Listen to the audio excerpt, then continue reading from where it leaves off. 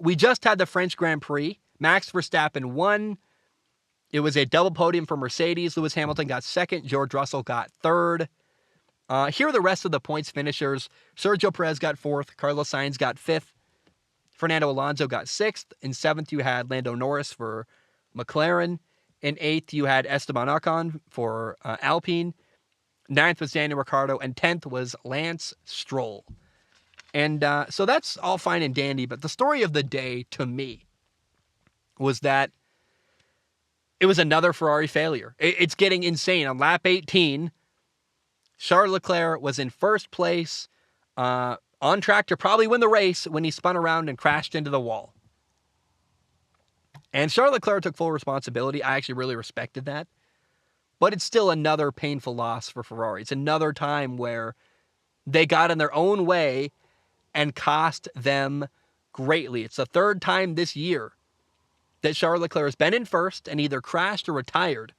It happened in Spain, it happened in Azerbaijan, and now in France. And on top of that, Ferrari then afterwards was openly mismanaging their number 2 driver, Carlos Sainz. They gave him an unsafe release from pit lane. He almost ran into Alex Albon's car. Alex Albon's Williams is coming down the pit lane, and they released Carlos Sainz right in front of him. It was terrible lack of detail. And they were lucky that Ferrari, they're lucky that Carlos Sainz only got a 5-second penalty for that. It could have been way worse than that. Later, they gave Carlos Sainz the wrong information. Then as he was passing Sergio Perez for third, they are literally interrupting the guy on the radio as he's making his move, telling him to pit. And you're like, what's going on here? Like, how are you not aware of what's happening with your driver? And then when Carlos Sainz finally does pass Sergio Perez and gets into third, with only 10 laps to go, they randomly told him to pit. And they made that decision way too late. I don't know what they were thinking, how they benefited there. It felt like Ferrari threw away third place, frankly. And they might not have been able to finish.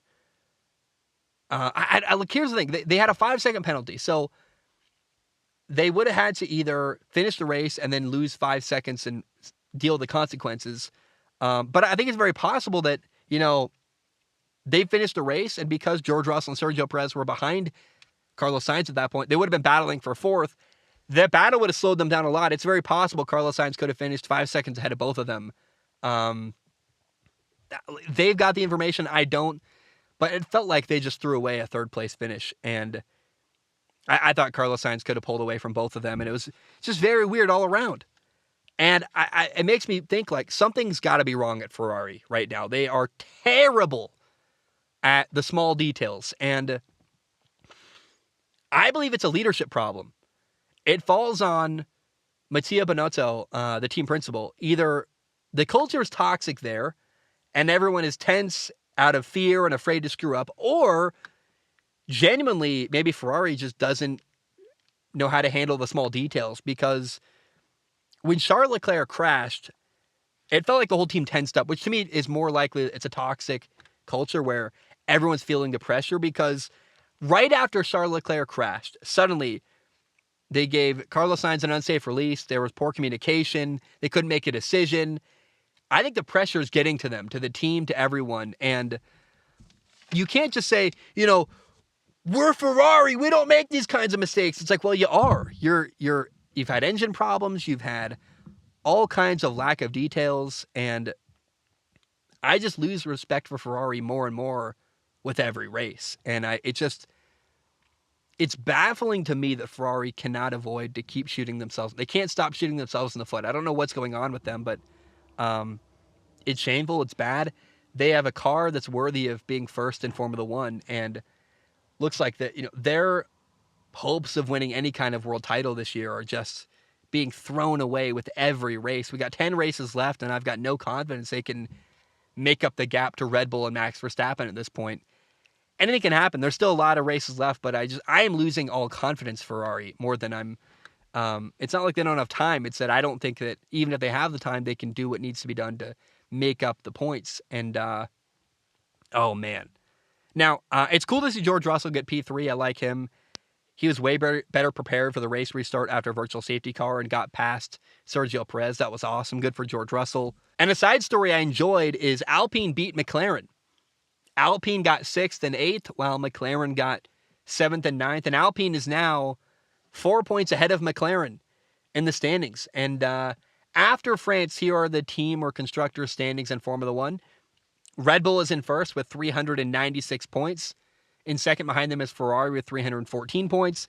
In third is Mercedes with 270 points. In fourth is Alpine with 93 points, and fifth behind them is McLaren with 89 points. And in the driver's standings right now, Max Verstappen leads Formula One with 233 points.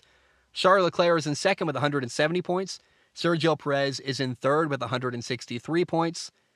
In fourth, you have Carlos Sainz with 144 points. Right behind him is George Russell with 143 points. And then Lewis Hamilton is in sixth with 127 points.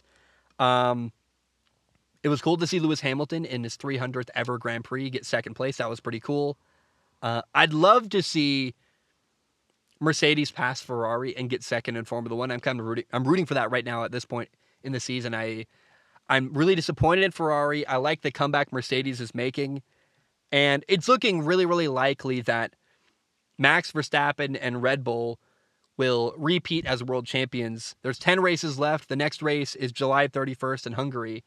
And right now, man, if you're a Ferrari fan, I would imagine you are panicking and do not feel good about your team at all because they have not given you almost any reason to have confidence. And it's been a really, really wild and disappointing year so far for Ferrari. One that they are clearly massively underachieving and really, really missing out on the small, important details.